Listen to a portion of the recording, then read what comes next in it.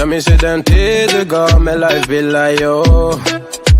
Nu vill jag kunna ge tillbaka allt jag inte kunnat ge förut. Det finns ingen annan där som kan stå här by my side, oh why. Sättet du rör på det får mig att dö för det baby. För de här yardis, de vill ju bara dra ner oss. Men du är fett och vanlig. Och det jag lägger av min tid, jag vill ha dig. Du får mig känna safety. Jag kan nog leda baby. Och jag kommer aldrig ändra mig. Aldrig.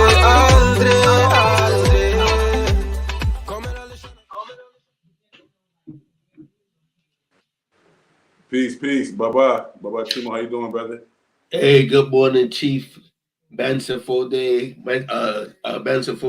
Chief Foday Mansaray. Sorry about that, man. But anyway, man, how you doing over there in Sierra Leone? What you got going on?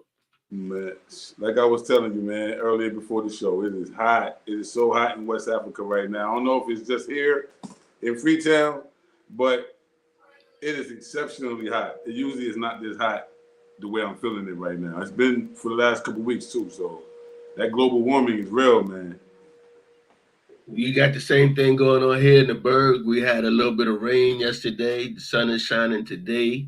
A lot of people was out for the Rose Festival, and I'm hoping they'll come back out this afternoon because I want to walk over there after we chop it up here.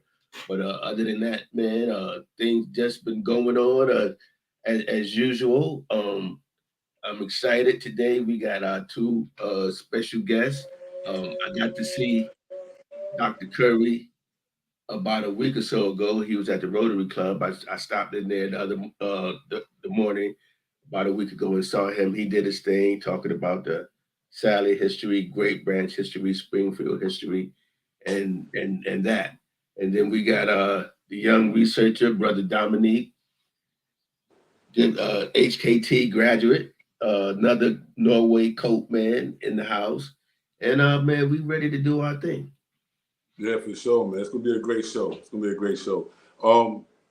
Dr. Walter Curry has been here before, but I'm delighted to bring him back. Over the last year since he's been on the show, this brother, he's trailblazing.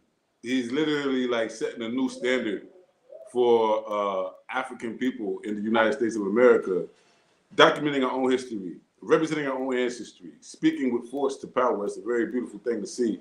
And to see it at that level, you know, a doctor, someone who's distinguished in education, you know, taking on that fight is beautiful. So with no further ado, I'd like to bring them both to the stage. Brother Dominique. What's up? How you doing? Man, I'm doing good, man. Chilling like a villain. Yes, Dr. Doc. Hey, good morning, everyone. I'm like Dominique, man. I'm chilling like a villain as well, you know. So you know, I always have to get in my alter ego mode when I'm, you know, laid back in this environment this morning, and so I'm excited to share my knowledge and learning from you all, and also our guests. And so I'm ready to get started, ready to get rolling. Thank you for having me.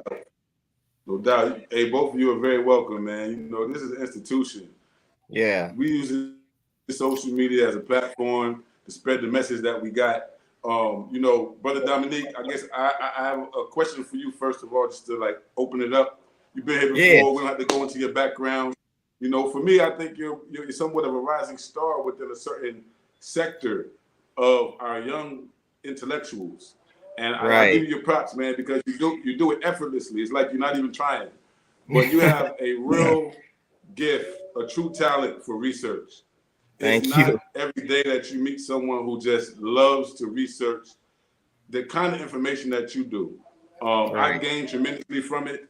And I don't want you to think that the community isn't watching, isn't also gaining from it, man. So welcome back to the show. What's been going on with you, man?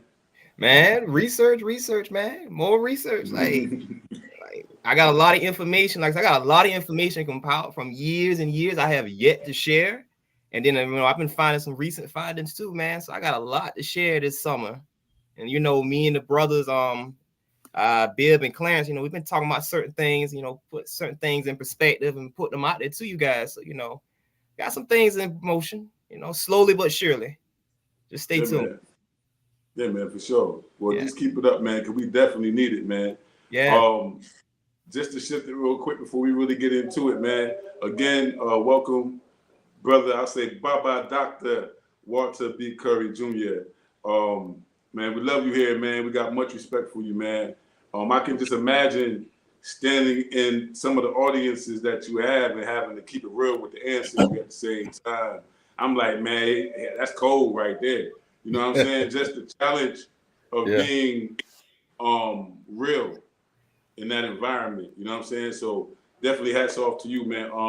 Dominique is one of your former students. Y'all gonna talk about that a little bit, but I want you to lead the discussion as the actual educator in terms of the importance of tying this local family genealogy that some of us are doing as like a hobby into an actual method for historical research, like you have done, like all of us are engaged in.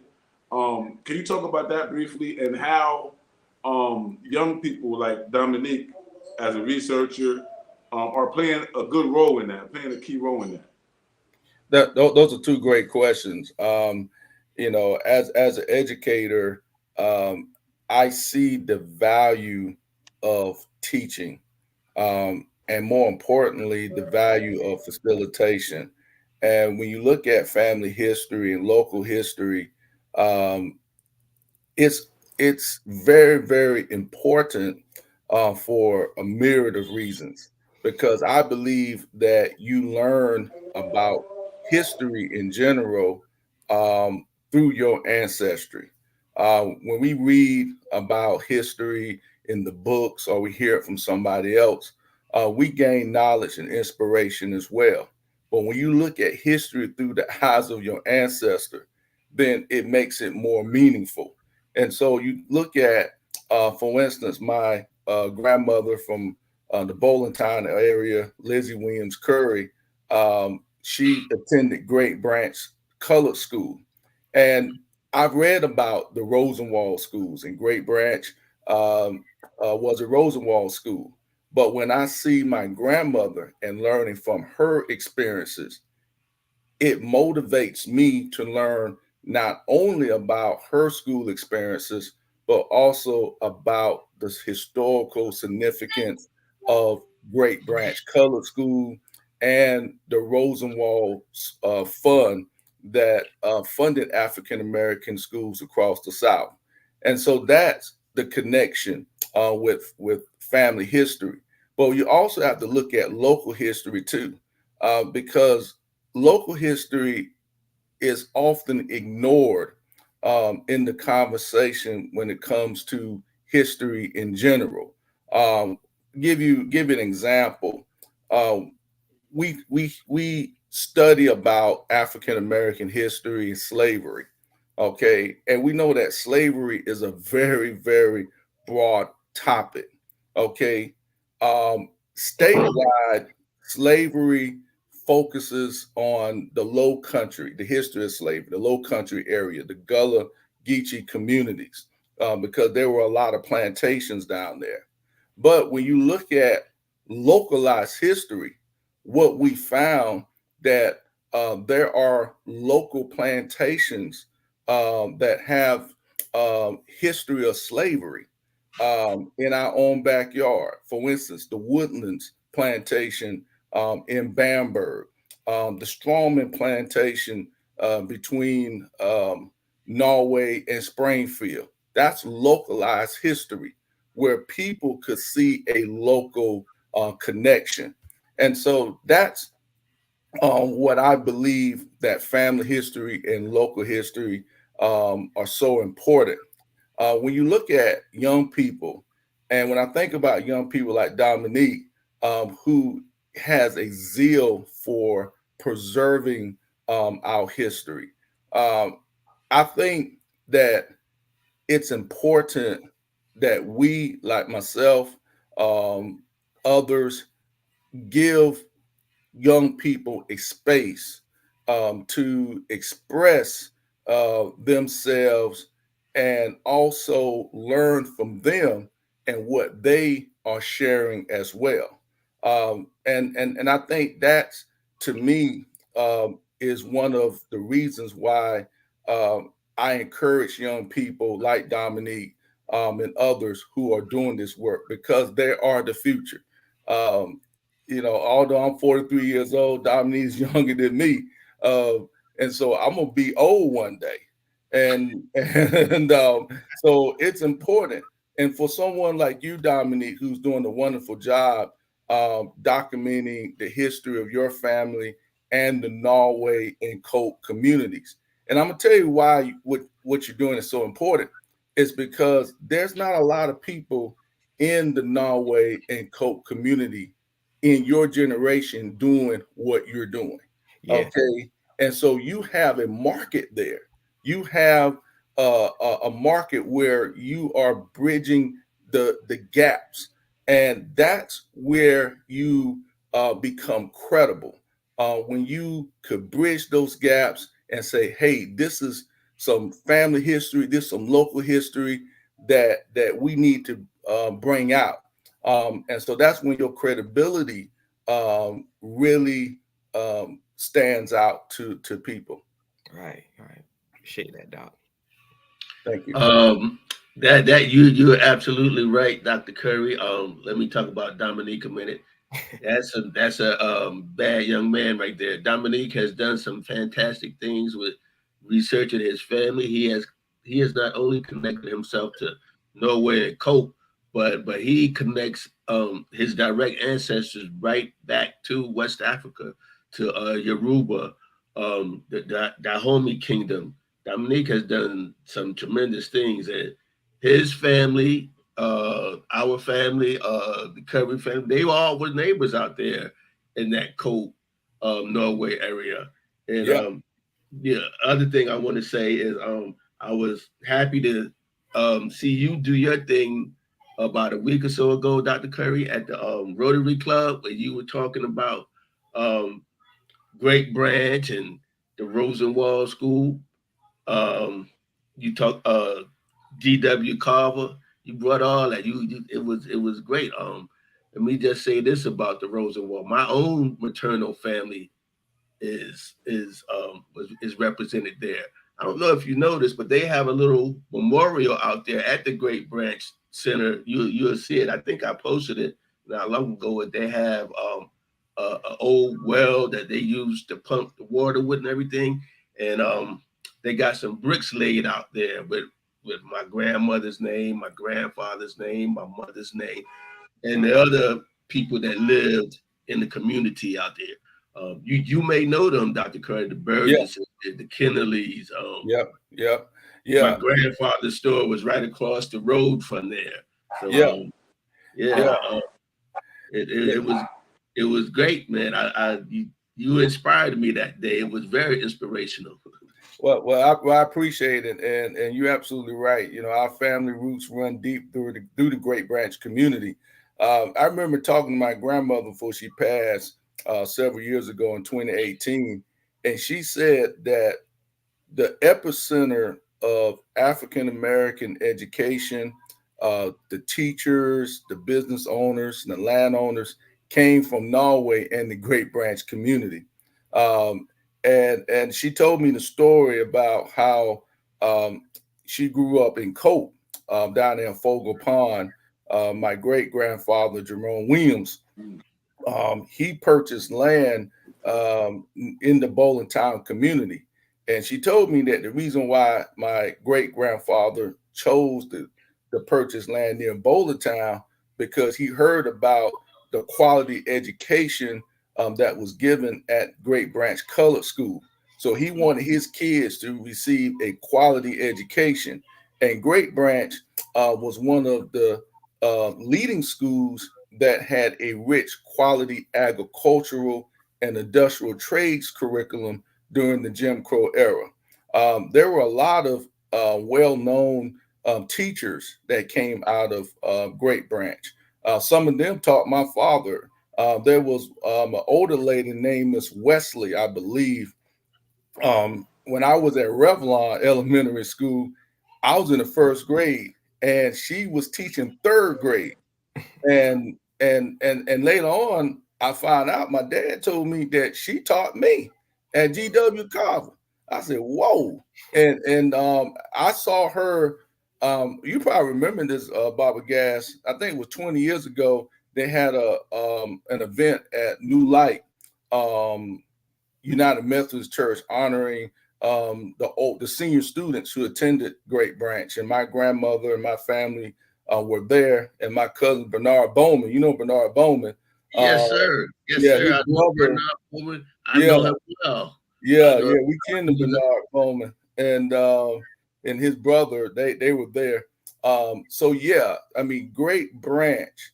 The Daniels family, G.W. Daniels, was an agricultural teacher. He did some incredible things, and in fact, his brother Isidore Daniels has a connection on my mama's side from Sally. Isidore Daniels married Laura Quarterbaum Daniels Grant, and Laura Quarterbaum and my great grandmother Alice Thompson Seawright were second cousins. And Isidore and Laura had a daughter named Dorothy Daniels. And I remember meeting cousin Dorothy, and she was from the Great Branch area. She was a science teacher, and she graduated from Schofield, Martha Schofield High School down there in Aiken. And so, to your point, and to our point, the Great Branch community has a lot of history there that needs to be brought out. Yes, you're absolutely right. Well, I guess I can consider myself raised by most of those teachers because when I was a little boy, before New Light, it was a church called Macedonia. Right. And a lot of the churches came out of Macedonia. And a lot of those teachers, like Buddy Pugh's mama, Miss Kennedy, all of them were my Sunday school teachers when I was coming up. Matter of fact, I was first, even though I attended Macedonia as a little boy, I was baptized at New Light. Right. That's where I was baptized at. And then, well, you know about Good Hope. My father's family came from Good Hope. And then once they moved to town, we started going to Williams Chapel. That was our next family church. After that, where my grandfather was a deacon there. And that's what it was. Not only Williams Chapel, it was Canaan. It was a bunch of churches. Canaan, Bushy Pond, Turkey Branch. I'm familiar with all those churches. Those were the people that I considered raised me. Right. You know, Mr. Gunn Kennedy and all those type of men. They used to take us fishing and hunting when I was a little boy and all that type of stuff. That's how I grew up before I went to New York. Wow. You know? Wow.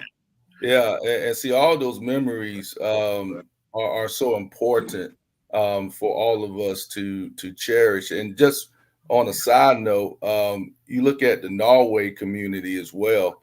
My grandmother even told me that Norway set a high standard for the African American community in education and entrepreneurship and land ownership. Just paraphrasing her quotes, a lot of successful entrepreneurs and teachers from the Norway area, and Dominique family, including the Holiday family. Shout out to the Holiday family, man. They're the trailblazers down there in Norway. Clyde Holiday, Reverend Holiday. The Holiday family has a great tradition. And also when you look at civic engagement, you all probably remember, and I know Dominique probably know this gentleman by the name of the late Burt Jones. Mr. Burt Jones was a member of the NAACP, and he was from Norway. And my grandmother loved Mr. Burt Jones. And every time there was something going on in the community from Orangeburg that people around Norway and Cope could benefit from, even Springfield, Mr. Burt Jones was the one that told everybody what was going on. And I think about those guys, but I think about Mr. Saul Huggins Oh down yeah, there who owned Huggins Grocery Store. yeah. I think he has a connection through my grandmother on the Sharperson side. Last time I spoke to him, and I mean, it's so many people down there that I could talk about when it comes to Norway history. You absolutely. You just mentioned family right there, the Huggins and the Sharpersons. And Yeah. I just let you know also that my great aunt, well, grand aunt, Aunt Ruth Waller, she was a teacher in Springfield. Yeah. And a couple of times she took me to your grandmother's house up there on the Shilling Bridge Road. Yeah. I've been there a few times. Matter of fact, that's the first time I met your father. He must have was at the house one day Yeah. when my aunt took me there. But that's the first, and that might have been 30, 40 years ago. Yeah, a It, long it, time it, ago. Yeah. it was a long time ago. But yeah, Yeah. I knew your father from back then. Yeah. Yeah. Wow. Oh yeah. Wow. So man, so many overlapping connections, and it's so intergenerational. Even this conversation we're having is like generational, but we all got these same family ties to these places, which takes us back to the purpose of having this, this discussion today. Understanding how the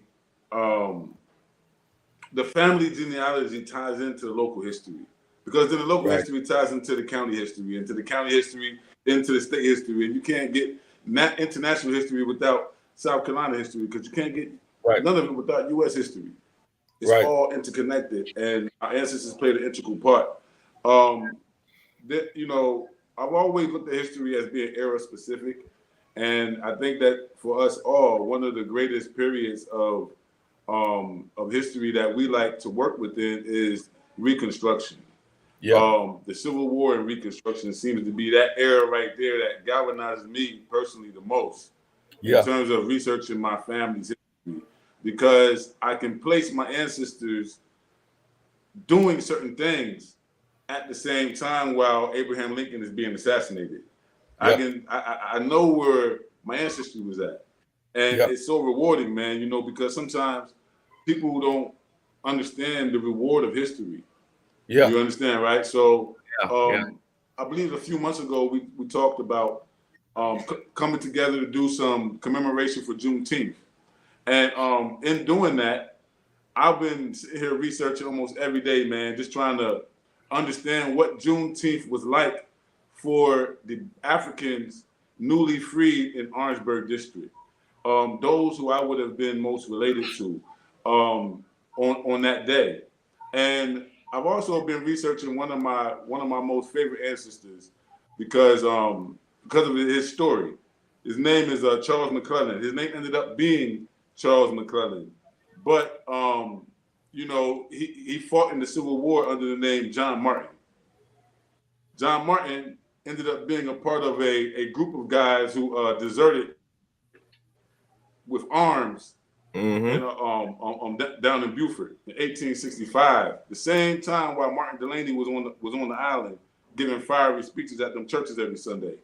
So it's just the context. But in researching that, I came across a documentation where it was basically a report of I guess it was like a military guy reporting back to the Department of the South. And in his report, he was covering Orangeburg. He was saying, man, it was basically in a state of anarchy. Yeah. It was 5-1. Africans was 5 to 1 white person. There was no law. Some people was armed them. They wanted to get vengeance. It was a lot going on in Orangeburg following Sherman's campaign. Can you talk about that a little bit? Because I've been wanting to get better understanding of what those days was like for our community. That's a great question, and I could shed some light to that. I was looking on a website, I think it was the Freeman Labor Contracts, and I came across a source that referenced the circumstances that you described in Orangeburg. There was a lot of anarchy there, and there was a Union officer, I believe, who told the formerly enslaved, the freedmen, that, hey, you all going to have to really, in a nutshell, suck it up. You all going to have to watch your back. You all going to have to work to make a living. And so he was preparing them for the trials and tribulations to come. I can say this on my mama's side. My third great grandfather, Dave Seawright, and his siblings were from Orangeburg County. At the time, it was an Orangeburg district. And when South Carolina passed the Black Codes around 1866, it had a provision in the law that required freedmen to seek employment. They had to get employment. If not, then they were considered to be vagrant. They had a vagrancy law. And so the vagrancy law that locked up freedmen, African Americans. And so my ancestor, Dave, and his siblings had to split. One stayed in Orangeburg. Zacchaeus Seawright, all the descendants of the Seawright family from Orangeburg could trace their ancestry to him.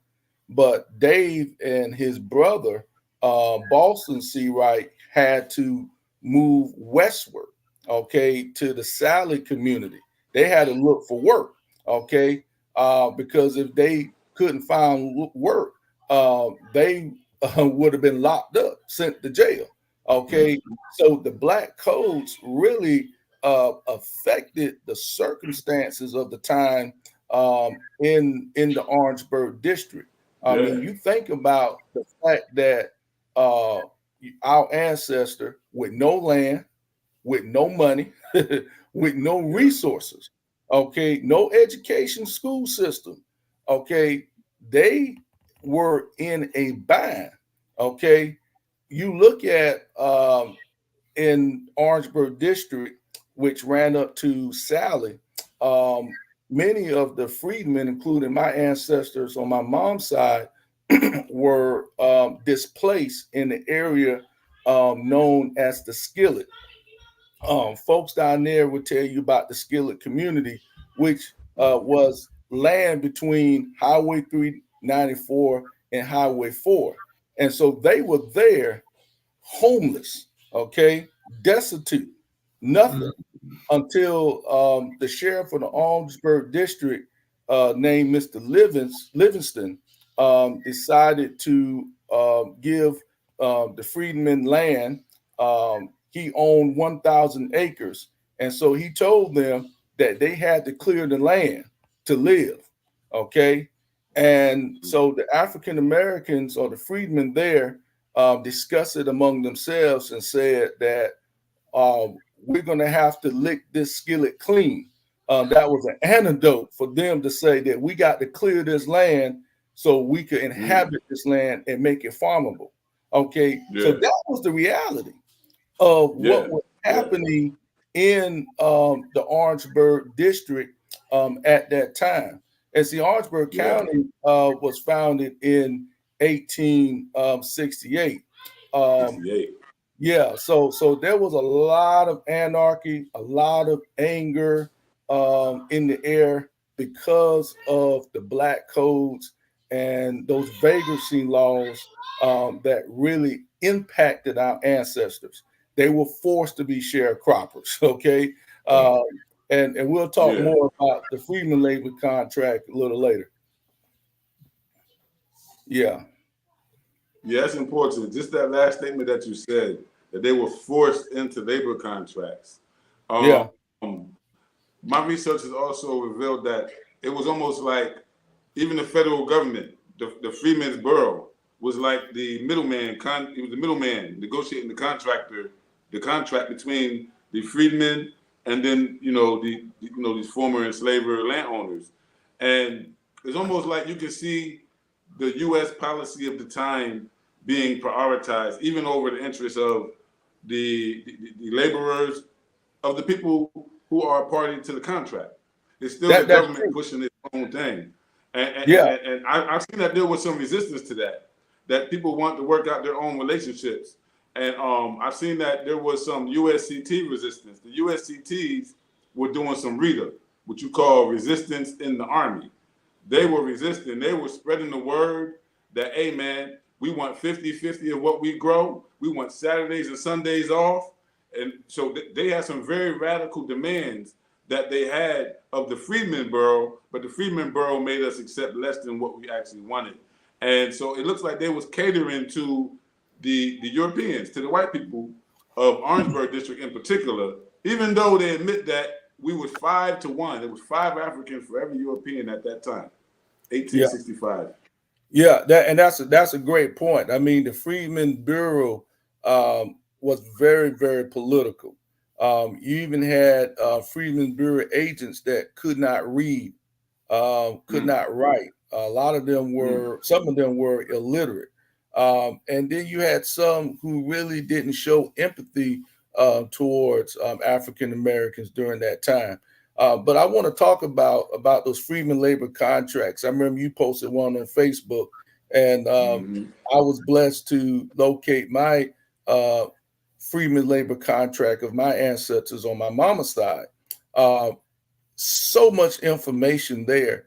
I found out when I got transcribed that my 4th great-grandfather, Sam Kitchens, was a single father, a single parent. And his wife, Becky, either died during slavery or she was sold during slavery. But he was a single man raising several children. And one of those children's name was my ancestor, Martha Kitchens C. Wright Ellison. And on this Freedmen's labor contract, I found that they lived and worked on the Phillips plantation near Williston, South Carolina, owned by a former slave owner named Hugh Phillips. Now, Dominique, you know the route from Springfield to Williston on Highway 39. Yeah. When you cross into Barnwell County, across the South Edisto River, that was the entry point of the Hugh Phillips plantation. And you go all the way down 39 towards Williston, all that land, the route was the former Hugh E. Phillips plantation where my ancestors lived all the way up to the town of Williston. And there's a map in my book that shows the map and Highway 39 that runs through it today. And so it's crazy. I told one of my cousins who live in Williston, you are living on what was once an actual plantation. Okay. And when you look at that Freedmen labor contract, and Master, you probably see this yourself. You look at how much our ancestors received. Okay. The Freedmen labor contract, my ancestors received only 1/3 profit of the crop. That's not a whole lot.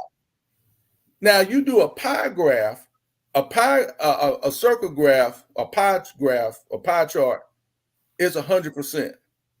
Okay, what's 1/3 out of 100%? It's very minuscule. Small. Okay, Very, very small. Very, very small. Okay, and so you also look on the Freedmen's labor contract that my ancestors marked their signature with an X. Yeah. Okay. They could not write legibly. Okay. They could not read accurately. Couldn't read accurately. I mean, they could not understand the contracts they were They signing. they couldn't understand the contracts. So you think about those Freedmen labor contracts and how they were administered by the Freedmen's Bureau. The Freedmen's Bureau agents probably told them, "Hey, this is what it is." Okay. Wow. And see Andrew Johnson, who was the president, he was very sympathetic to white Southerners because he was from the South himself. He was from Tennessee, and so the federal government confiscated the plantations and they gave those plantations back to the former owners. Okay, Yeah, that was part of the deal, and so yeah. we were left out in the cold. So that's why you brought up, which I think is a good point, the resistance of the United States colored troops, many who were veterans, many who fought for freedom and liberating our ancestors, but they too were mistreated after the war. And they're saying, wait a minute, this is what we didn't fight for this. Okay, we were fighting for equality. Okay, and we're not getting it. And that was in contention. Absolutely. It just goes to show you that our definition or understanding of freedom was a lot different, right, than our enslavers' definition of freedom. Right. Brother Dominique, I got one question for you, and then I'll pass it to Baba Kimo. I know he's ready. What's up? Hey Dominique, man, what I want to ask you is just to kind of shift it a little bit, because we often talk about Africanisms in in the local culture, things that we remember from our parents, our grandparents saying and doing, or we have memories of it. We always put it inside the context, even of the Gullah Geechee studies, of course, because it belongs there. Yeah. You've been doing research in terms of highlighting the various Africanism that you find from cultural traditions, from even artwork that was left behind by the ancestors. Can you enlighten our viewers about what goes into your process? Because it definitely takes not only a special interest, but like, how do you get to it, bro? Because it's one thing to be on internet, but it's another thing to have intelligence that's guiding the information that you're putting into the internet. You know what I mean? So it's Can you elaborate? Man, my process, if I had to term it as a process, man, I'm just, I'm looking at it from a grassroots, or as they like to say, folk culture, but I call it grassroots culture. That culture that, your grandparents and their parents before them grew up in. And, I'm like, okay, we know it's Southern culture, but let's go deep into we know the recipe. Let's find out what's the ingredients that make up the recipe, man. And when I'm looking and stuff, I'm like, okay, the cultural connections, what we associate with Gullah Geechee culture in the Low Country, is basically, I would say, almost, if not exactly the same in the Orangeburg area, or as it was back then, the Orangeburg district. So like I even shared with you the field recording from back in the 1960s of this white elder. Matter of fact, he was speaking on the Gullah Geechee dialect or language, perhaps per se, in the Orangeburg area, and what it was called, Santee River Talk, in the Utahville and Holly Hill area, which was annexed. That part, of course, was annexed to Orangeburg from Berkeley back in 1908, I believe. And there's this different cultural connections and cultural similarities. I'm like, this is basically African in origin and very much connected to what we define as the Low Country area. Right. And, I'm just sitting, I was listening to you, Doc, because I was just taking it all in. Most of what you were saying, I had no idea about. I didn't know that at all. And I was thinking like, okay, at that time, before Orangeburg became a county, the district itself was was basically right next to Charleston. If you look at the map, look at the South Carolina maps right then and there. So of course you had people being sold from Orangeburg to Charleston, people being sold from Charleston to Orangeburg, back and forward. And I'm just like, wow, like I'm just soaking it all in. But my process, man, like I said, it's just looking for the African ways of knowing in which our ancestors used to survive in that day and time. Yeah, they were under terrible contracts nonetheless, but it was that sense of community and that fire of resistance that held them together and pushed them forward. I agree. So basically, it's like acknowledging the foundation in which we stand on, adding our brick to the foundation and building from there, so the next generation can do the same thing, but not encounter the same level of difficulty as we did and those who came far before us. Right. Absolutely. Right. Absolutely. Yeah. I agree with you. Go ahead. Go ahead. Go ahead, Doctor. Yeah. I just want to say, Dominique, what you're saying is 100% about the Gullah Geechee connections to the Orangeburg community. And Baba Massa and Baba Gas, both of you all have expressed that as well. I even share it with a lot of my contemporaries in the Gullah Geechee community in the Low Country, that you look at the Orangeburg district map and how far that map went. And to your point, you had slave owners who went to Charleston to purchase slaves, okay, and brought them up to the Orangeburg district. Yeah. Okay.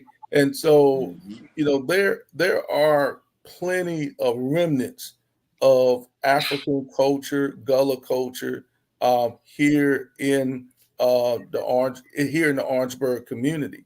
And so I think we have to bring that out. I mean, Dominique, you point out about community, that sense of community that we once had. We had that sense of community. I was telling my wife yesterday that, back in the day, we depended on the community. We depended on our family. Today, we live in an individualistic society where for us, our individualism began to transpire after segregation ended in 1970. And then we were able to go into career fields where we were accepted. And then we decided that, okay, we arrived now, we could go into places and we don't have to worry about being discriminated. But that sense of community eroded over time.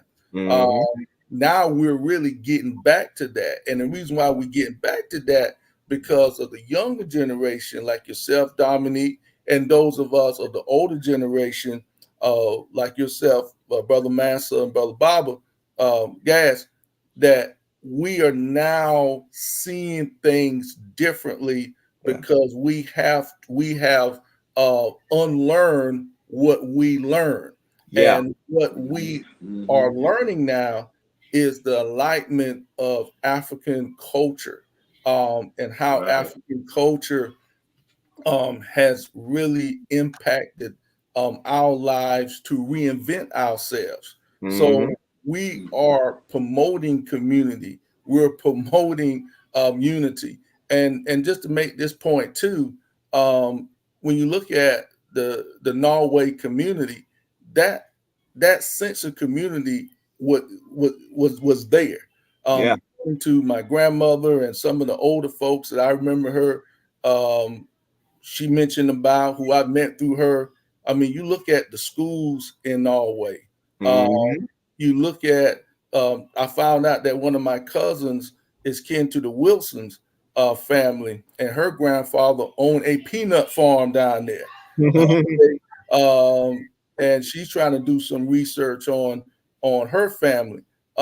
There's always been a sense of community in the Norway area, and so that has never changed. And that's why you're seeing when it comes to African American leadership on the western side of Orangeburg County, I mean, always leading the way. There's a reason, and it could be better, all around, but I think that the sense of community is so imperative for our liberation as African people. Matter of fact, not to cut you off, I mean, one of the greatest examples of community in the Norway area, of course, and I want to know if y'all two know what I'm talking about. 1903, that race riot that broke out. Sir. So I was listening to also when you brought up the name Phillip, the last name Phillips, and I was like, okay, if I'm correct, 1903, a man named John T. Phillips, white man, was supposedly killed by a Negro. I forgot his name, escapes me. Was supposedly killed by a Negro, of course. They jailed. Felder? Was it? What was it? Was his last name Felder? No. That's the third lynching. It was because there's 3 lynchings that happened in possibly more than that, but I've found 3 newspaper articles about those lynchings. Wow. But there was 2 or 3 black guys. They was jailed in prison in the local, somewhere in Norway County jail or whatever. And there was a white lynch mob that broke them out of jail, tied them up, shot them up, then of course they lynched them. But you saw the feedback and the reaction they got though. Because I just found more information about that in this book, which I can't remember the name of it. Because one lady, she was in Philly, and she was speaking on how her brother, who was one of the men who was lynched, was murdered. She said that you had Negroes from all over the Norway area, including the neighboring counties, neighboring areas in Andre, coming into Norway, guns and everything, strapped and ready. Yeah, strapped and ready. It got so bad to the point the governor, he had to bring back a form of white supremacy in order to maintain the peace. He had to send the militia down this way. Yeah, and see that's that local history that needs to be brought up. See, I'm just gonna jump in from my own experience. I can remember, because I'm older than everybody here, but I can remember stories from my grandfather. My grandfather Bill Jameson. He had to he fought the Klan off one night, or the White Citizens Council. That's what they called it back then. He fought them off one night. They tried to burn his store down, and he fired his shotgun up in the air, and they dispersed. They didn't come back. But I've heard other stories about rapings and stuff going on in the Great Branch community. It's a lot of stuff that we don't necessarily hear about today. It's hidden deep in family stories. Because I got my own family story. My grandmama, she told me she saw the Klan burn across in Norway, but luckily, if I'm correct, it was a white sheriff who was kind of, he was close with, and the black people in the area. They told my grandfather, and I think other black men in the community as well, like, look, if they come back again, shoot them, chop them down. So hey, there was a time. There was a time. It was a time. Go ahead. I'm sorry. I was gonna say it's very interesting, man. We said 1803. That's the time, right? 1803. This is right at the beginning of the Great Migration, and this is some of the reasons why people started moving to New York and start moving to Philadelphia. Some of the people that I found in family genealogy that have a connection to Norway and Springfield, they all have a connection to the Livingston and Stroman families. Right. Also the Hart family. Some of them, they became big people. Jeremiah Shabazz, he was Malcolm X's right-hand man. You know about Malcolm X, you know about Jeremiah Shabazz. Jeremiah Shabazz, they say he's the only black man to ever attend a Klan rally and walk out with his life. He was very powerful brother. He organized Islam up and down the East Coast. His parents was from Norway. You got Herb Adderley, who's a Hall of Famer, NFL. His parents is from Orangeburg. You got what's his guy's name? Harold Melvin. Harold Melvin and the Blue Notes. Harold Melvin's mother is a Livingston from Orangeburg. He had a cousin named Jenny McGriff, who was a jazz organist. Same thing. All the people I'm naming are from the Great Migration generation that moved from Norway to Philadelphia. And Knicks. Every single one of them. Matter of fact, there should be some buildings up in Philly. I don't know if it's still the same way it is today, with the last name Nix. And if you know anything about the Nix family, if I can remember his name, Cornelius Nix, he was a deacon at Woodstock. And if I'm correct, his son and his grandson, they went on to go to Philly, and they became well known up there. That's the school on the other side of town here, the Nix school over there. Off of Jameson, off of 601. It was named after that family. I'm familiar with that also. I'm even starting to find a connection between the old Wilkinson High School. That man has some connection to Robert Shaw Wilkinson. Come to Norway and the Cope area. You find a lot of that when you dig. I dig all the time. And it's amazing. And how what I do is I connect certain ancestors to certain periods of time. And that amazes me, because we don't necessarily think of ourselves as being part of the historical experiences, but our people was there. We were there. You were talking about the contracts earlier. I found contracts with the Cleckley family, showing how they were, I think it was getting $1 a week, 50 cents a week, something like that. But they also were saying the things that they used to do to stop production. I read some of the comments. You know, the Negroes were lazy. They would break equipment. They get to the field slow and all kind of stuff like that. And that was an act of resistance, probably. That was their own act of resistance. I read about this one young girl. This one young girl, her mistress or whatever had flowers in the front yard, and that was her job to tend to the flowers. But the flowers would never grow; they would never bloom because the young girl would urinate on the roses, so they wouldn't grow. And that was her way of resisting. Oh my God! You know, urine contains all that acid, whatever. So the flowers wouldn't grow, and the lady couldn't figure it out.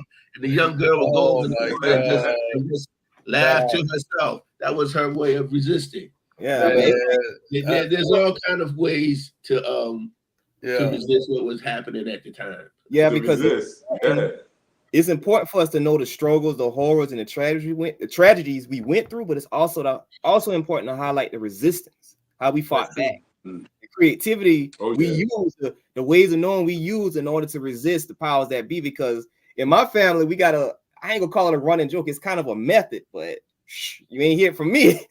You know, if you want to get rid of a dog, all you gotta do is put some shoe polish on the biscuit. I don't know if any of y'all heard of that, but I'm sorry. I would hear that. I'm like, okay, was this a method? Do what now? What you say? What did they do?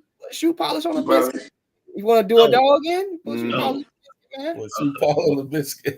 You know, when I hear that, when I think about that, I'm like, okay, was this a form of resistance in which the slave people in the neighboring area would use to keep bloodhounds away, or what? Because I've collected a lot of our, firsthand accounts of how they even to kill them. Yeah, how different ways use different plants and stuff too. Okay. I remember somebody was saying, I can't remember, it was my grandfather. Somebody, you take red pepper and mix the red pepper up there, that'd make them sneeze, so they couldn't follow you and all this kind of stuff. That's a method. They had all kind of little tricks. Yeah, that was a method they used to get off the plantation. They would go as far as to take 2 frogs and tie them to the bottom of their foot. Like for some way and somehow that would make the dog not be able to smell them. So, beautiful. I mean, everything here is. We were talking. You guys was having some events recently in Aiken County, I believe, relating to the Hamburg episode massacre. I think that right there is indicative as well of not only the kind of resistance, but the kind of militancy, the kind of black militancy that was indicative of this former Orangeburg district area of our ancestors, that they were standing on business.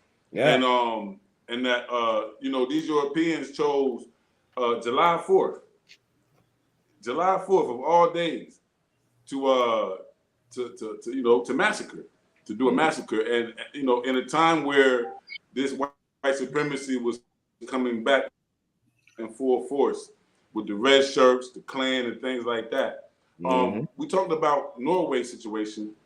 I learned about Hamburg later on. I want to know if either both of you can elaborate on that. Was there kind of like a connection in terms of the communities that were being that were rebelling and maybe like being scattered across the area? Was people running to different areas and carrying that kind of resistance with them? I asked the reason why I asked because you see, the Orangeburg massacre happened. I believe it was 1968, right? 1968. The Orangeburg massacre happened 1968, right? In 1969, the same similar thing happened at Voorhees College as well in Bamberg, where they took over. The students with arms took over the campus, and it ended different. It didn't end the same way, but that resistance shifted from Orangeburg down to Bamberg, and it makes me think: was our resistance shifting from Hamburg to Norway to this place to that place at the same time? Is there like a connection there?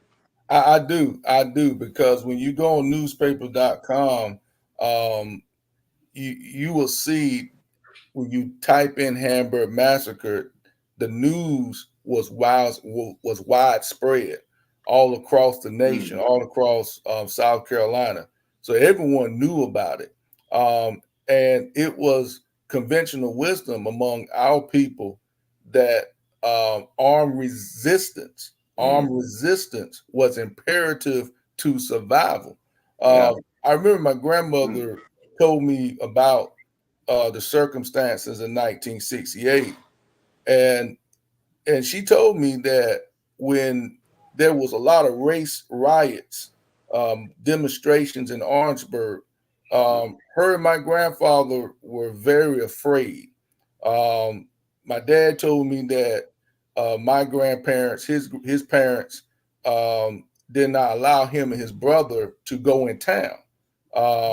And my grandparents discouraged both of them from getting involved out of fear, because my grandfather, he worked at plywood at night, and so he was working to provide not only for the family, but also providing for my aunt's college tuition. Okay, because he helped pay several of my aunts to go to college. And so my grandmother felt that if my grandfather employer knew that he supported the civil rights movement, he was liable to be fired. Okay, so he resisted by going to work and say, "Hey, I'm going to support my family because I have to do it, although I don't agree with the racism that is taking place in Orangeburg." So some people, like my grandfather, had no choice but to go to work to survive. Yeah. But going back to what happened at Voorhees, Cleveland Sellers, as we know, was a part of the Orangeburg massacre. He's from Denmark. And he really galvanized the local communities in the Orangeburg and Bamberg era. And I think he probably had a lot to do with the resistance at Voorhees, and all of that went down there. But yeah, I mean, the resistance was widespread across the Orangeburg era. And see, when you look at Orangeburg today, the racial lines are clearly drawn. My grandmother kind of alluded to it. My father alluded to it. When we talk about history, the racial lines are clearly drawn in Orangeburg. Where my mom's side in Aiken County, I mean, she saw racism up front. She saw the Klan. Her family fought against the Klan. She told me about segregation facilities in Wagner. But in Aiken County, there is a history of blacks intermarrying into white families, and that white families were more hospitable towards black folks down there. And that's why Aiken, there's not a lot of history of racial protests. Although there is a story of a racial incident that took place. I think it was a lynching that happened in Aiken, and then you got the story about Isaac Woodard and what happened to him. That was in Batesburg. But Aiken County, the race relations was more amicable compared to Orangeburg during those times. You're absolutely right. I also saw Dr. Cecil Williams and Bobby Donaldson a couple of weeks ago, and they alluded to the same thing. Orangeburg was a hotbed. There was a lot going on in Clarendon County and Orangeburg, and a lot of people don't realize how militant we were, how resistant we were to what was going on. Cecil Williams and Bobby Donaldson, and they did a good job speaking on the things that were going on during that time. But what I think Dr. King been here a few times. I think Dr. King, State, Trinity, yeah. What's his name? The lawyer, Thurgood Marshall. Very good, Marshall. Yeah. Came to town. I remember. Now I can remember my mother was a student at Claflin in the late 60s, early 70s. And I remember meeting H. Rap Brown, and I know of Cleveland Sellers, and I was a little guy, little fella, but I can remember the tension that was felt around Claflin and State, because all my aunts and uncles were attending State College in Claflin at the time, and my grandfather Joe Gass, he was employed by State College, and there used to be a lot of talk around the dinner table, that kind of thing. One of my uncles, Tommy Hazel, I remember when he was coming home from Vietnam War, and we were still talking about those kind of things. And my grandfather had his opinion, and telling the Tommy and Uncle George and Uncle Joe them to be careful when they go into town and all that kind of stuff. Even my Aunt Jean, I can remember my Aunt Jean. She got they had a curfew. They had a curfew in Orangeburg. You had to be off the street by a certain time. And I remember me and my mama, we had to go get Aunt Jean out of jail. And that was scandalous. That was scandalous right there, because the family was very religious, and they didn't want nobody going to jail. They wanted people to be careful. But I remember me and my mama going to get Aunt Jean out of jail for state, and she wasn't really doing anything. She was just out there. But they walking while black, basically. Got picked up. Walking while black. That's it. Just walk. Well, she at that time in the 60s, up on the hill, Coleman Avenue, Jameson Avenue. Yeah. The hill, that was where we lived at. Mm-hmm. Albert Street, Coleman, Gulf Avenue. That's where our family was concentrated at the time. They were coming from Cope. They were coming out of Cope in Norway and moving up on the hill. Okay. And then they started going out to the Belleville Road and Brookdale and those kind of places. But we was up on the hill first. There was a very popular night spot back then called the Pinkley House. And I remember all the men going there. I used to be in my bedroom window listening to the music being playing and the things that was going on at that time. That's where your uncle, Bubba Starks and all them people was up there around that time. Yeah. And my older brother Steve and all them, that's where they were. But I can definitely remember as a little boy the tension that was felt, in the family concerning the different things that was going on. Yeah, and just want to add to that about the racial divide in Orangeburg, and really centers around our community, like South Carolina State University. They had this brown paper bag rule that my grandma told me about. It couldn't be darker than a brown paper bag. And that's why she and my grandfather wanted to send my aunts to Claflin. Okay. So majority of my aunts graduated from Claflin because they didn't have the brown paper bag rule. And two of my aunts graduated from South Carolina State in the late 70s. And my daddy baby sister graduated in 1980. But you even see that, colorism, how South Carolina State prefer light-skinned African Americans. And really, when you talk to the older folks who remember that, they still have some deep sentiments about that. In particular, some of the old Claflin graduates, some of them will say, South Carolina State had that brown paper bag policy. One of my great uncles, he talks of that era. He He was a state graduate way back in the 40s, 50s, something like Gilbert Cleckley. He was a student up at state, him and his wife, and they talk about that brown paper bag.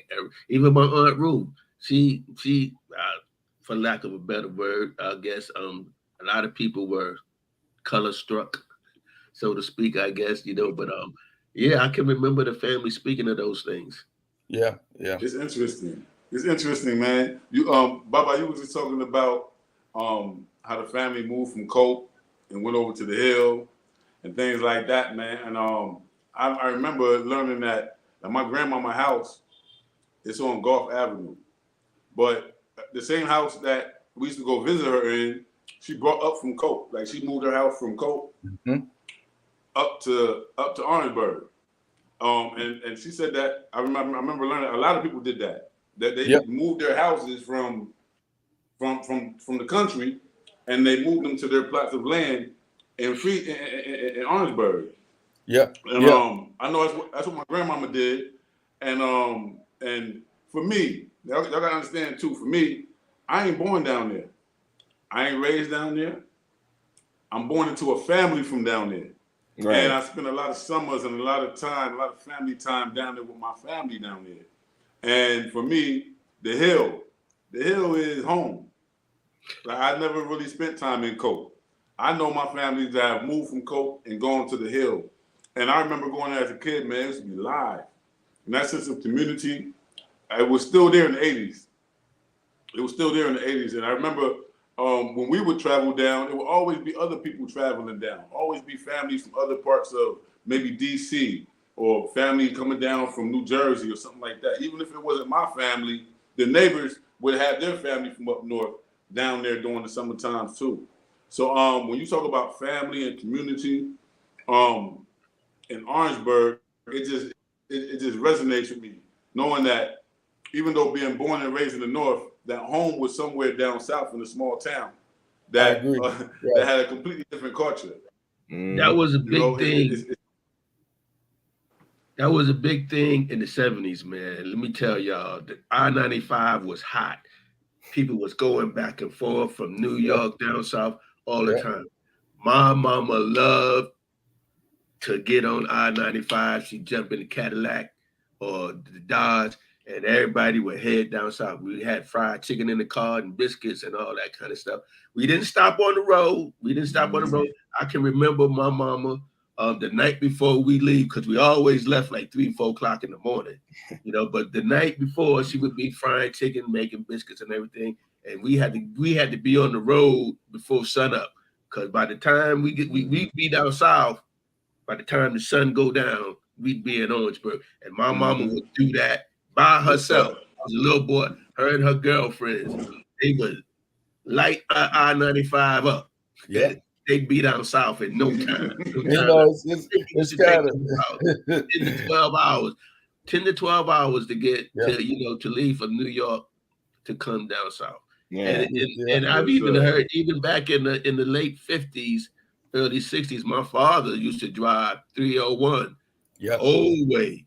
That was the old way to get to New York. And he would do that in like 10, 12 hours. He wouldn't stop. He said, my mama told me he would gas up in North Carolina, because you could go, by the time he leave Orangeburg, when he got to like south of the border or whatever, he had to gas up again. Yeah. But he wouldn't, but once he gassed up, then boom, straight shot, be in New York in no time.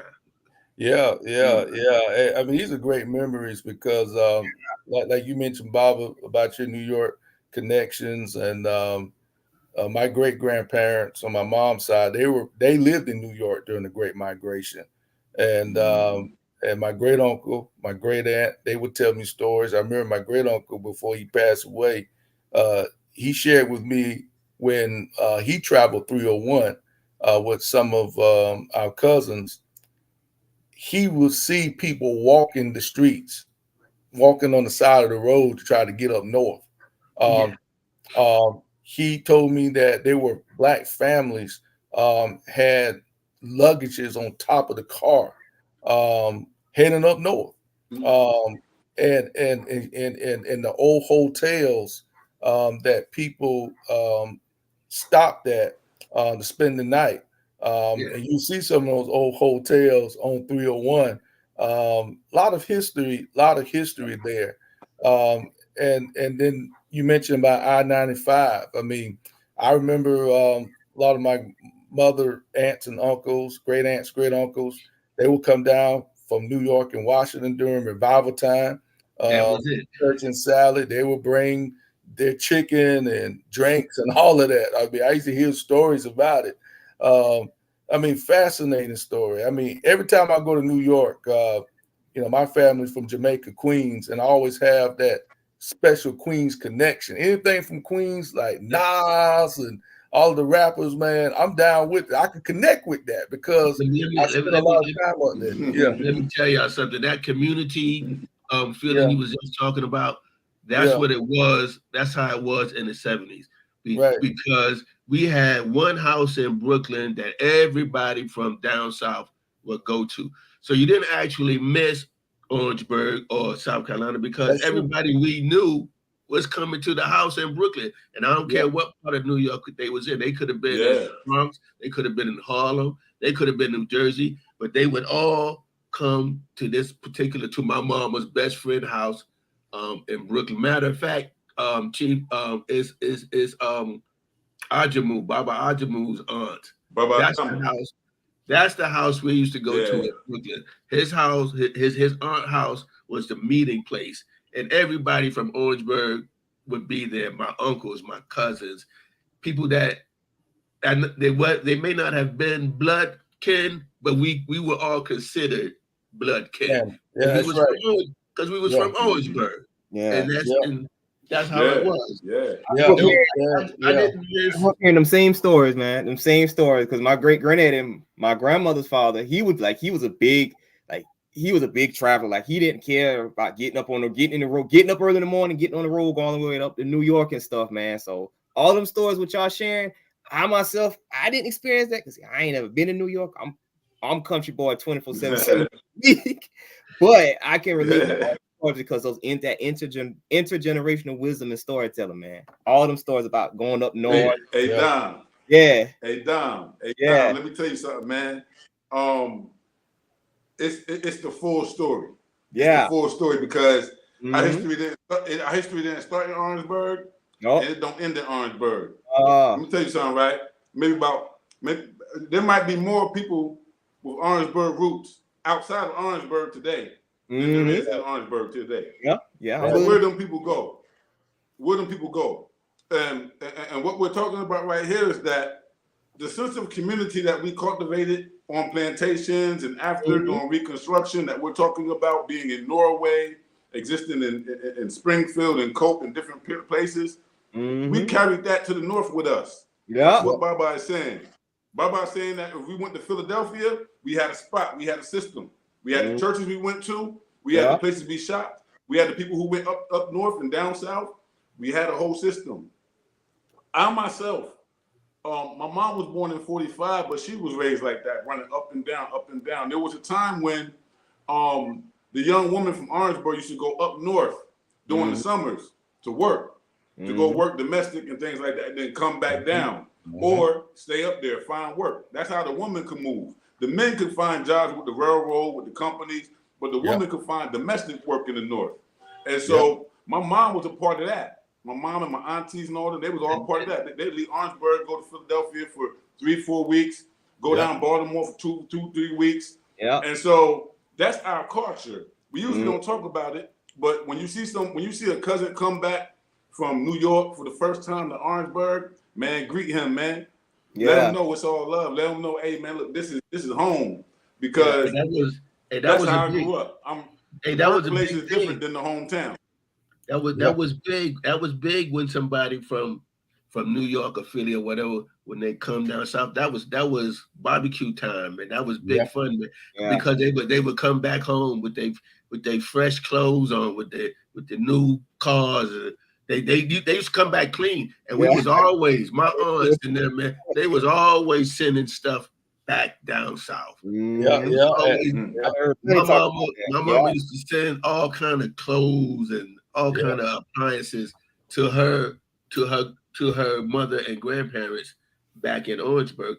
And when we came to Orangeburg, we was loaded down going back to New York because we would have pudding in the car.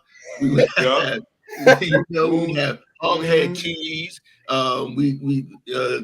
We'd have corn liquor, because watermelons. we used to take all that stuff back up north. That's It was a give and go. I guess that's the right word, but it was a diaspora. That's a diaspora, man. Yeah, they was always sending stuff down south, and we was always taking stuff back up to New York. And just to add to that, I mean, I love this conversation because I can remember myself. My grandma family on my mom's side, they lived in Washington, D.C. And I remember seeing my great uncle and my great aunt, my great uncle, man. Shout out Uncle Butter P. Wooden. I mean, he dressed the part. He looked the part. He had a Cadillac. He hung out with a lot of my grandfather cousins, and they will always look the part. And you knew something different. And I remember meeting Uncle Butter P for the first time. And I asked him, I said, Uncle Butter P, what do you do? He said, boy, I'm a principal. I said, a principal? and then my great uncle who lived in Columbia, his name was Uncle Ozzy. He said, he ain't no goddamn principal, boy. He ain't no principal. And then they were arguing and find out that he was a janitor. And I told my mom that. I said, Uncle Butter P was a principal when I was young. She said, yeah, he was. He said he was a principal. Find out that he was my employed at Prince George County Public Schools. But he looked the part. My grandfather's brother, Uncle Wilson Seawright, he told me New York changed his life. He told me straight up, he said, when you cross the George Washington Bridge, remember going up there and seeing them, and you see the bright lights, the blue skies, he's like, you be like Ric Flair. Woo! I mean, and you see, I mean, I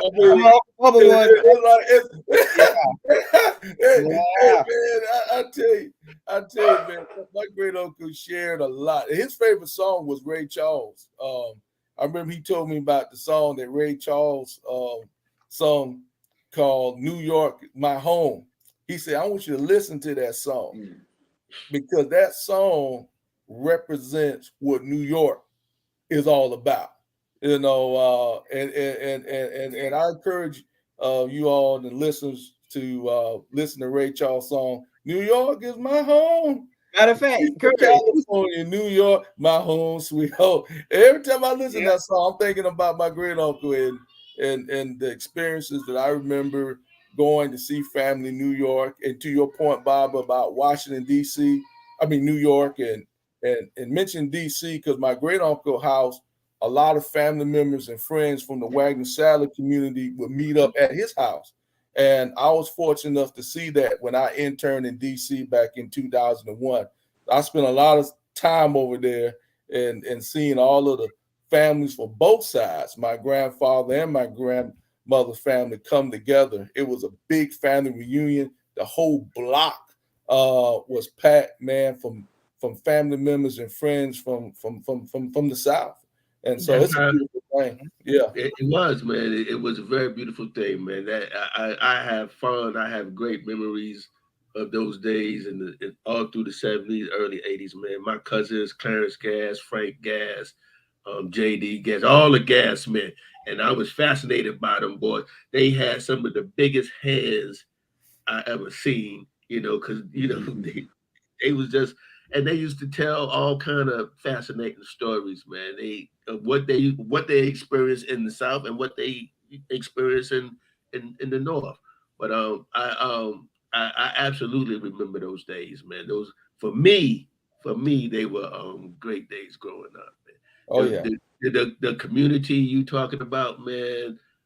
My great grandmother, they would be standing on the front porch waiting for us. And my grandmother was there go Bubba and them coming down the road right now. And as soon as we hit, my grandmother, the table was laid out. Whatever, you know, so whatever they had, whatever it was, fried chicken, butter beans, right, whatever, but it was laid out. And as soon as we pulled in the yard, yam time. Eating. That's right. Yeah.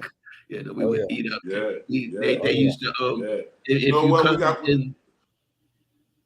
We got go ahead, Chief. Yeah, we got. Now we're saying, Oh, we no, gotta bring I was that just culture gonna back, say, man. We gotta bring this tradition back. I was just about to say one thing. The one thing I remember the most, probably that brought us together as a community, was when they used to butcher. Yeah. You know, they used to butcher. They used to butcher hogs, and that was a big thing. People from all over Great Branch, all over Cope would come to my grandparents' house. Everybody would get a little piece of meat, a little piece of sausage, or whatever, stand around under the tree. And my grandmother was like the queen bee. She knew everybody, and everybody knew her in the community. She was an advisor to the community somehow, but they always used to come to Miss Josephine Williams' house to get some knowledge. You know, for whatever problem they were going through. My great grandmother, she had the answer on both of them. Even my other grandmother, Mary Cleckley, she was a midwife. She was an advisor. Everybody knew them. Everybody knew them. Well, they ran. You know, them Cleckleys, they ran Good Hope. They ran Good Hope. They still run Good Hope. Yeah. Emmanuel, Good Hope, they still, you know, they always invite me to come out there, and they always be surprised. I'm like the long lost son whenever I go visit these different churches and everything. The feeling I got that when I went to Edisto for Easter was fantastic, man. They made me feel real, you know, everybody was happy to see me, made me feel real good. And, you know, because people will tell you, oh, you know, you look like your grandfather, you walk like your father. I remember the old Gas man. I remember the old Johnson man. You look just like him and all that, you know, and that always makes my heart feel good. It really does, you know. It really does. That's my spiel for the day. Yeah, I can relate. I can relate to the story of you saying about when he would have the hog butchering, because my granddaddy, he'll talk about that, like, you know, when they gather around the pudding pot or whatever. It's awesome, man. He said they would have a good time. Oh yeah, man. Oh man. I have a lot of stories about those men, Mr. Gunn Kennedy, Mr. Buddy Pugh, Daddy, Oliver Pugh. I knew all those when I was a little boy. All those men used to come to my grandfather's store, and they would tell stories. And my grandmama said they was lying. and she was always wondering, because my grandfather, Bill Jameson, he had a big booming laugh, and his laugh would cut through the woods. And my grandmother would stand on the back porch and say, "Ooh, I wonder who telling Bill a lie today to make him laugh like that." But they had different stories. Earl Ishmael and those different men. They had great stories, and not just stories about family or whatever. They had stories, the signifying monkey. You know, I don't know if y'all heard about that. But kind of rose the signifying monkey. Those were stories I grew up on. They would talk about, and it was life lessons in a way. Yeah, because you could turn those stories into what was happening to you at that particular time. It was a great time, man. It was a great time. The signifying monkey, you can Dr. Henry Louis Gates, he traced that all the way back to West Africa. I think the signifying monkey was Ishu in what's known today as Nigeria. And, you know, you can, like you said, you can apply lessons from the story and use them to guide you through life. There's different versions of the signifying monkey. In Orangeburg, we had Earl Ishmael had his own particular version of the signifying monkey. And he always had stories about his drinking days and days when he was in New York working for these different auto companies, because a lot of them men, that's what they did. They was working for Ford, They was working for the big plants in New Jersey and the big plants in Detroit. And, yeah, my uncle was doing that. Yeah. They had great stories, man. They had great stories. Mm-hmm. Yeah, man. You know? Yeah, man.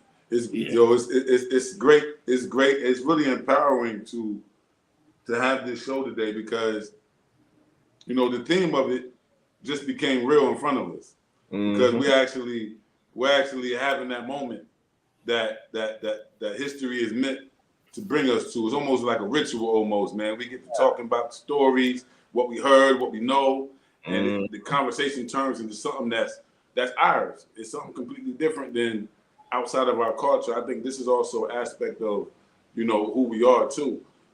Sharing these stories is so important. It's so important. Like everything y'all saying, I'm like, man, it's not strange to me. I just sometimes think maybe I'm the only person who's familiar with it. You can get isolated with the ideals. But so it feels good. It feels good to share it. It feels good to have it. Yeah. But at the same time, I know that we're about to wrap up, but I want to have one last conversation pertaining to Juneteenth. What's going on with Juneteenth this year at Orangeburg? Not only that, but just a brief conversation about what it means to the Orangeburg community in particular. Now, I know Juneteenth means something to everybody, but to us in particular, and not us as a people, but even us as individuals, being that we're playing a critical role in doing the historical research and documenting this history and, you know, being the voices of this generation to make sure that it's out there for everybody else. It's a great time to be alive and be doing this particular work because you go back 10 years from now, 10 years ago, and there wasn't that much interest. No. The interest is rising. Yeah. And so the consciousness is rising as well. It's because of you, Dom. It's because of you and your generation, man. Y'all really are gravitating to this information. And for the older group, man, y'all is like a dream come true. Because when you do this work, you just hope that the young generation pick it up. It ain't about making money. It ain't about having a big name. But you just want the young bucks to pick it up and do something great with it. You don't want to tell them what to do with it, but just do greatness with it. You know, and I feel like Orangeburg is secure. The local history of my family in the South is secure, knowing that we have Dr. Walter B. Curry Jr., a Dominique Holiday, a Baba Kimo, and others who's out there. Sister Davis, you know, Mariah Davis, Davis, Myra. Yeah, just bought her. Others who's out there doing this work is so important. So with Juneteenth, being that we're talking about local history, genealogy, what's the vision for Juneteenth this year, and how do you think we can use it as a platform to stimulate more study into genealogy and local history, particularly in Orangeburg? That's a great question. I did find out that Juneteenth is going to be held in Orangeburg on the 15th at the Family Life Center. It's TBA to be announced. I reach out to one of the committee members, and she is going to reach back to me for more information to share. But I will say that it is very critical that Juneteenth in Orangeburg should focus on African American history, as well as family history and genealogy.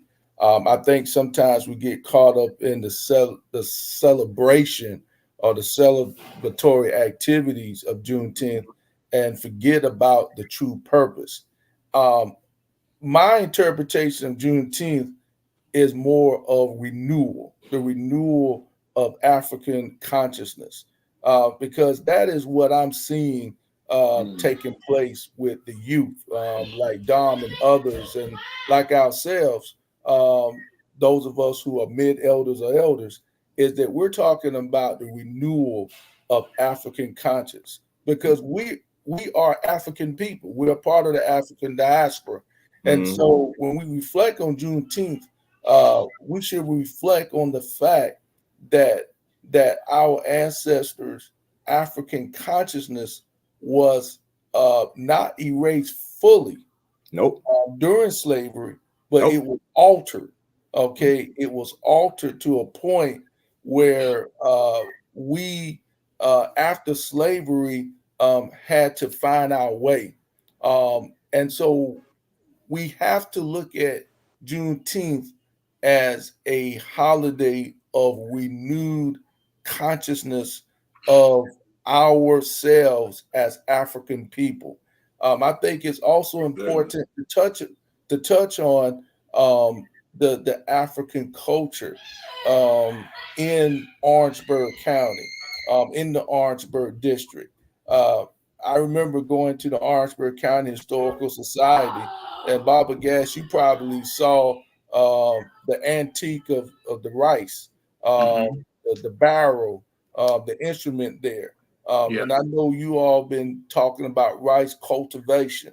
That's what our people need to know in Orangeburg County, that Juneteenth should be an awakening of our history from Africa to Orangeburg, and really enlighten people about that. Also, when it comes to our family history, you all have done a wonderful job of showing the importance and the richness of DNA. Okay, genealogy DNA, where now you can trace your ancestry to Africa. I did my DNA several years ago, and I found out that I'm 30% Nigerian, and you can see the Nigerian features in me. I have some Congolese in me, some Benin in me, and here's what I bring that up, because African history is, as we all know, is very vast. But if you could trace your DNA and you could locate where your ancestors came from, and you study the regions of where your ancestors came from, then you that will be a start for you to delve into African history. So, for instance, me as a Nigerian, I want to learn more about Nigerian history. I know I have a Yoruba connection there, so that should motivate me to say that, hey, I have something to learn, something to study, because I'm a part of the Nigerian culture. And so I think that should be an overarching theme when it comes to telling our people about the importance of DNA and how the benefits of DNA is relevant to learning about ourselves. Absolutely, absolutely. We call it the Lost and Found Project. Go ahead, Baba. Oh no, I'm glad you said that, Dr. Curry, because that's what me and Chief, I won't say we specialize, but that's what we do. We do the lineage restoration, and we have been able to connect our family to a particular village, to a particular area, to a particular family. So we've done that, and we would like to see other people do that same thing. Dominique has done it with his Yoruba, with his Dahomean culture, and with his own direct ancestor. Even Philo Ori. Sambo Tyler, that he's a direct descendant of this man, Sambo Tyler. Wow. I'm a direct descendant of the Curry chiefdom. We, like I say, we found our family there. Chief mother told him from a little boy he was Mandingo, and for me, I just love to make that connection to Africa and everything, and they want to see that. I speak to my cousins all the time. I spoke to Fatia yesterday, and man, she loves the fact that she has American family. Oh yeah, and just want to add, I'm sorry. Go ahead, brother. And I just want to add to that. I mean, Baba Gash, you're a descendant of a Caesar Hart. who was from Africa. You're a descendant of Caesar Hart as well, Master. Yeah. I mean, the Hart family, as you know, Dominique. Yeah. There are a lot of them down there in Norway. A lot. Yes, sir. Very Yes, sir. prominent family down there. Yes, sir. Dominique, you mentioned that you're a descendant of Sambo Tyler. Yeah. And I know the Tylers and some of my cousins who are Garvins. Their great grandmother was Frances Tyler Garvin. Okay, so I used to hear about the Tylers. I knew some of them old Tylers from Springfield. Sally, who have connections to the Tylers in Norway. But I want you to think about that. You know, the Hart family, the Tyler family have connections to Africa. And this is the point I want to make. We have to hold our communities accountable when it comes to the teaching of our history. And I've been stressing that because there are people in our community in Orangeburg County who have influence, should be supporting what we're doing. And I think that's not happening on a larger degree I would like to see. It's not. But I also believe that these stories that we're talking about should be promoted. There should be more community awareness, presentations, initiatives. I'm going to be working on some of that throughout the summer. We all could collaborate on that.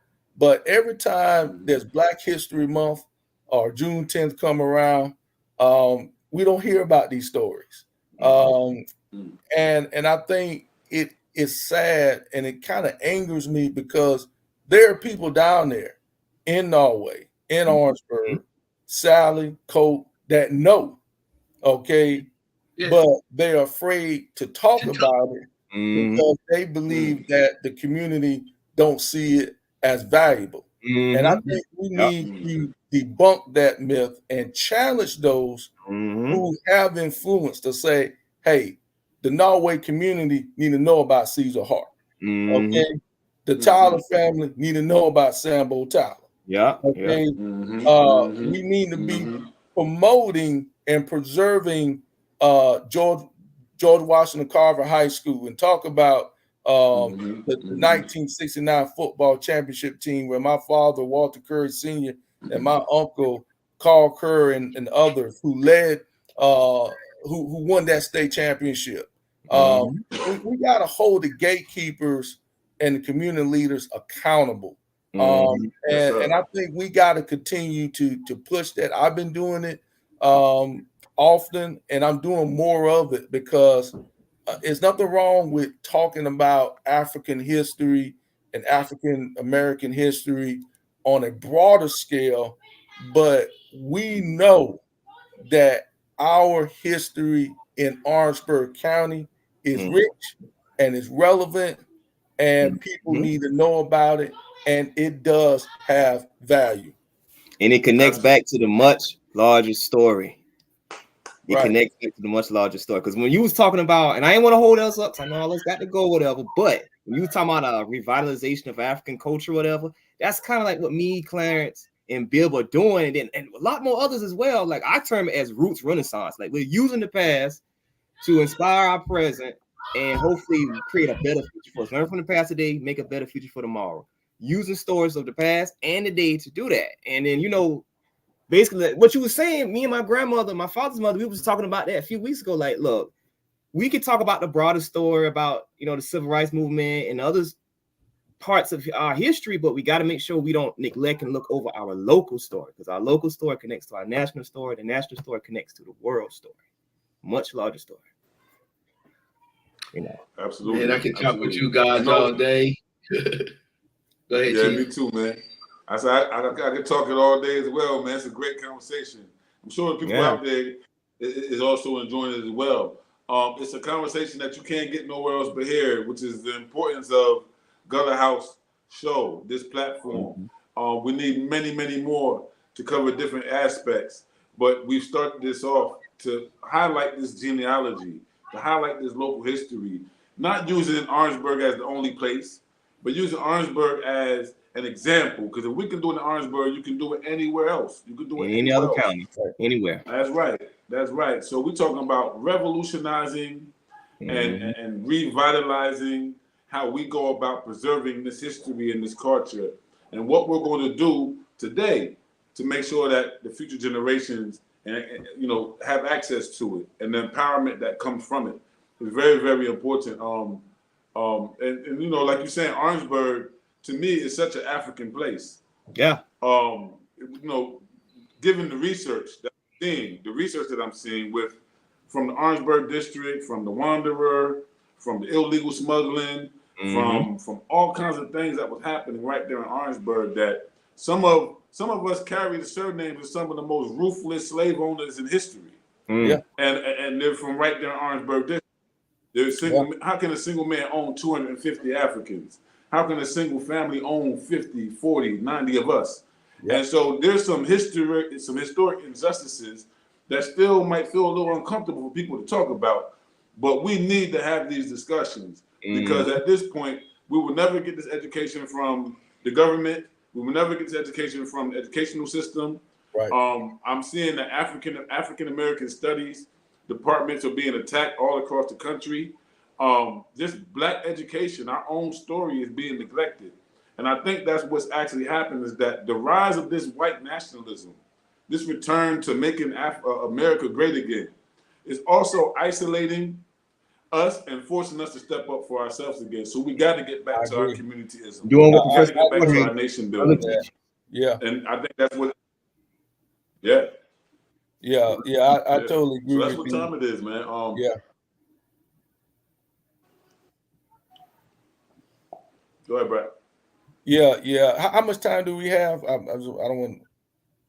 We got about 8 minutes left. I'm gonna stop 8 minutes. Yeah, I just want to echo what you just said, Massa. I totally agree with you. This is a time that we, as African Americans, African people, have to stand up for ourselves. It's interesting. I read an article in the state newspaper about a charter school in Lexington County called the American Leadership Academy, and they are teaching their students a Western curriculum, focusing on Western history, Western culture, Western philosophy. And I think about that. You think about the fact that the folks in Lexington County believe that they are taxpayers and that they believe that they have control over their tax dollars. Not only that, they also believe that their tax dollars should support the education that they feel is best for their children. Okay, and by doing so, they're saying, hey, wait a minute, our proper history is not being taught in the traditional public schools. We want classical Western history. We want a classical Western curriculum. And I applaud them for that. Now you look at us as African American people. We should be doing the same thing. Okay, that's right.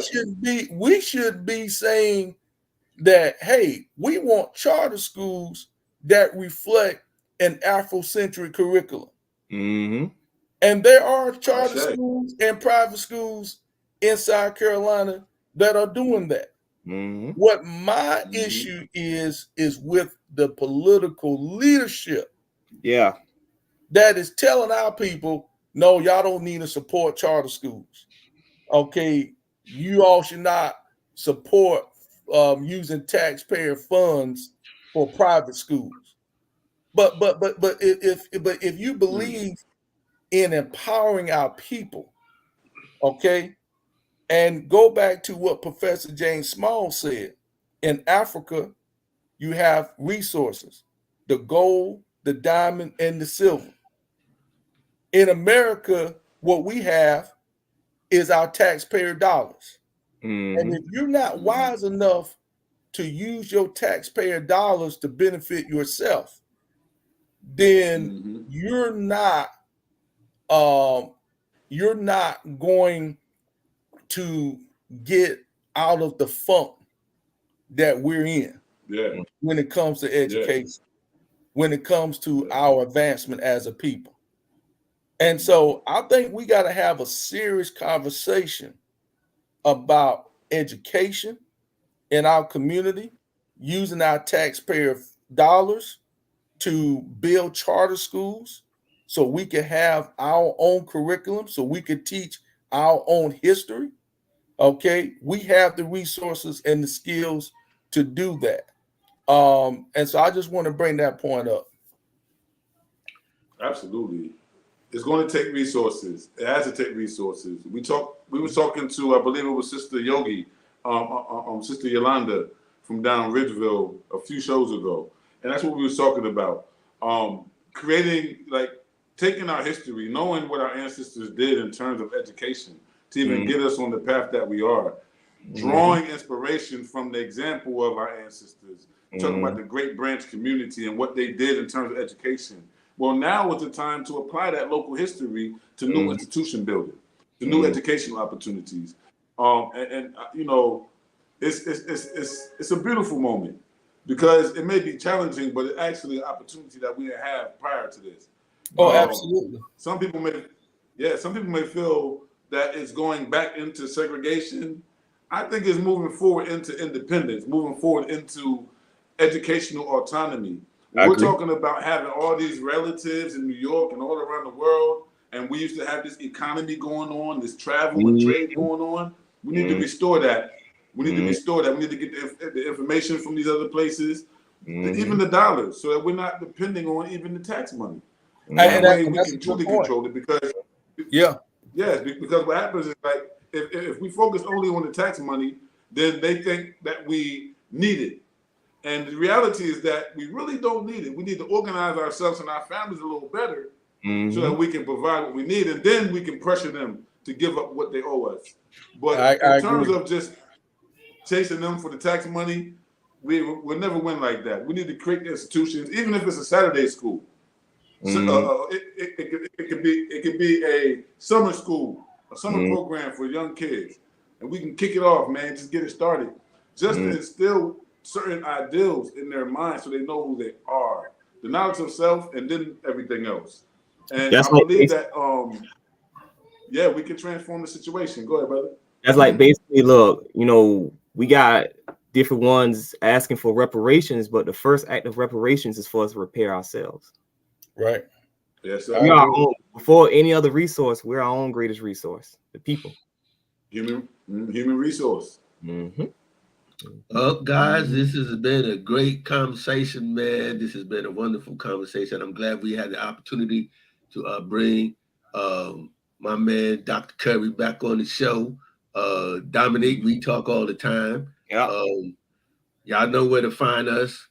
We ready to collaborate, and we've had this conversation before, Dr. Curry. So all we got to do is make it happen. But it's been a great conversation, man. I have enjoyed it. Yeah, we gotta do it again, man. So yeah, absolutely. We gotta do it again, man. Do it again real soon. I enjoy having the four. You know, it's kind of we have a lot more conversations, a lot more to go off of. I think we're going to do a lot more of this moving forward, man. So if there's any last words, now is the time. If not, hey, man, nothing but love and respect for you two brothers, man. And we're going to keep tearing them up on the internet streets, but keep making time to get right here for the people and chop it up too, man. Thank y'all so much for your time and your contributions. For sure. All right, no problem, man. Thank you, man. Thank you. I really enjoyed the show, and thank you, brother Mansa, brother Baba, Dominique, man. So proud of what you're doing, man. Thank you. So I'm looking forward to returning again in the near future. Really enjoyed it. Yes, sir. You guys enjoy your afternoon. All right. Take care. Bye-bye. Well, Okay, Chief. Baba. We still on right now, man. But Yeah. man, I'm fired up. Man, I am too. Like I said, I could go on and on and on, but we got other things to do or whatever. But I did enjoy this conversation. It was inspiring. It was educational. It was fulfilling, and I enjoyed it, man. It was we've had I like it. we've had great I like it. we've had great guests on, man, and it's going, man. It's going, man. We've been doing our thing, man. Yeah, man. It's been good to hit. It's been good to really like. For me, it's been almost therapeutic, brother. It's been Yes. almost spiritual. You know, to put the highlights on Orangeburg, just in particular. I'm always talking about Orangeburg. But Yeah. it's just so important to highlight the roots. You know what I mean? Yeah, you're absolutely right, man. Like I said, we could have talked to the cows come home. You know what I'm saying? That's the saying my grandfather used to say, man. He used to always say, man, we can do it till the cows come home because cows never come home. They always gonna go. They always gonna go out further and further. But man, this was a great show, man. I enjoyed it. All right. Hey, Baba, man, you enjoy the rest of your Sunday. I'll talk to you soon, man. All right, man. Take it easy. Thank you very much.